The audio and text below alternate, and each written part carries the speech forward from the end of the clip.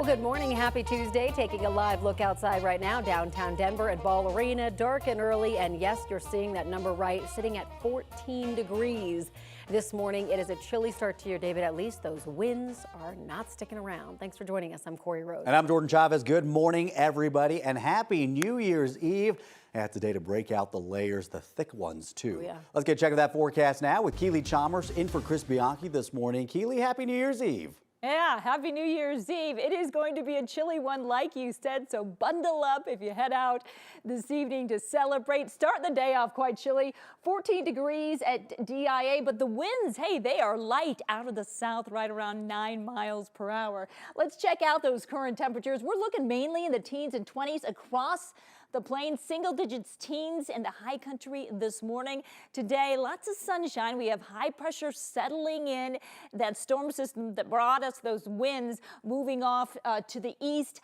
But we have still those chilly temperatures remaining. We're getting a lot of cold air moving in. 36 degrees. That is our forecast high for the Denver metro area today. And we're looking at mainly 30s across the plains, 20s in the high country as we head into the afternoon. We are going to stay in the 20s through 9 a.m., finally making it to 30 degrees by 10 o'clock, and we'll gradually warming up, reaching our high of about 38 degrees by about 3:30 this afternoon. Taking a look at our live radar, we've got that high pressure keeping us quiet and clear. We are going to see some isolated snow showers in the high country and possibly the northern plains this afternoon. That is about it. So topping our weather headlines, the cold weather. It is going to be chilly, about 8 degrees cooler than normal for this time of the year. This is only the third time this month that we've been below normal for high temperatures. Mountain snow expected once again Wednesday and Thursday, and that will impact travel in the mountains by the middle part of the week. We have another chance for some snow this weekend, and that will impact travel as well up in the high country, and possibly a little bit of snow even at the lower elevations this weekend. We'll talk more about that coming up in your complete forecast in just a bit. Keely, thank you. It is 5:03 and we want to check in on the drive. Don't expect it to be busy today, but maybe you're like us and you're up early and you have to be out the door. Easy breezy for your drive this hour. 225 in Parker Road, moving along nicely. No issues on the southbound side or northbound side of the interstate. Let's go ahead and take you over now to our map. As far as trouble spots go, we do still have that Loveland Pass closure because of snowy conditions in the mountains. Pretty typical anytime we get snow up that way. It's between I-70 and Montezuma Road. We dealt with this most of the day yesterday as well. As far as the metro goes, one crash we're dealing with from overnight. It's on eastbound 270, and eastbound 270 is closed between 76 and Brighton Boulevard this morning. Westbound side is open as far as a workaround goes. I-70 is wide open in both directions, so you could consider that. As far as your westbound commute goes, between E470 and 76, we're in the green, and that drive is only going to take you about 13 minutes. Erica, thank you. A family is renewing their search for a woman who disappeared 7 months ago in the metro area. The family of Marcy Fairchild says she was last seen near Parker and Peoria in late May. The Colorado Bureau of Investigation issued a missing Indigenous persons alert for the 56-year-old back in September. Fairchild is a member of the Cheyenne and Arapaho tribes. Family flew into town last week to search, posting flyers near Fairchild's home and her workplace. Her daughter, who lives in Texas, worries that something may have happened to her. I don't want to believe something happened to her, but I can't rule that out as a possibility. That we're going to get answers and that we're going to get, some type of justice that we need in this situation. So we're just staying hopeful.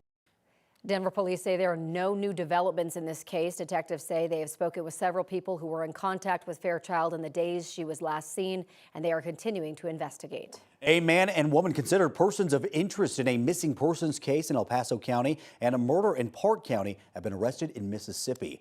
The Pearl River County Sheriff's Department reports the pair was taken into custody Monday morning. Stephen Walker was last seen in El Paso County on December 19th. Investigators in El Paso County say that Haley Cole and John Morris were wanted in connection to his disappearance.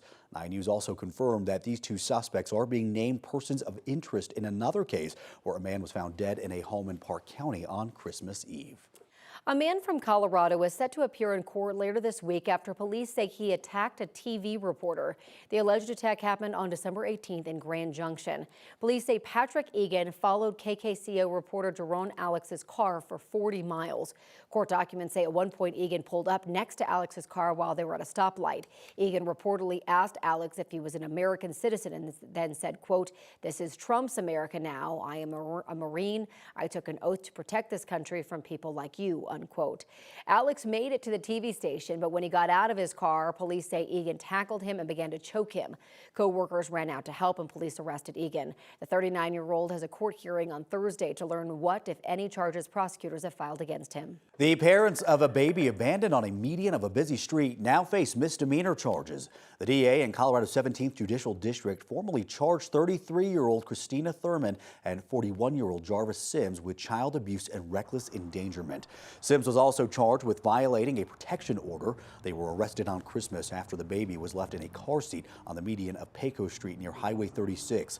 Court documents show the baby tested positive for cocaine. A rock slide that shut down a highway in southern Colorado could take days to clean up. Yep, we got a major. Whoa, the slide happened on Highway 96 near Highway 165 in Custer County yesterday. A couple saw it happen. A man spent a couple of hours keeping drivers away from the area because rocks were still coming down. I always jump out and help whenever I can, and it's just second nature. Thankful that nobody got hurt and we were able to direct everybody around there and get the road closed when we did. And it's a blessing nobody got hurt. Good thing he was there. A geologist went to check out the slide. He says the area is still unstable and will likely need explosives to clear debris. In the meantime, stretches of both highways remain closed. Oh, that is scary. Well, Colorado state legislators are making it harder for the public to track what they're doing this year. Ironically, that new law required a public meeting to gather feedback on the reduced transparency.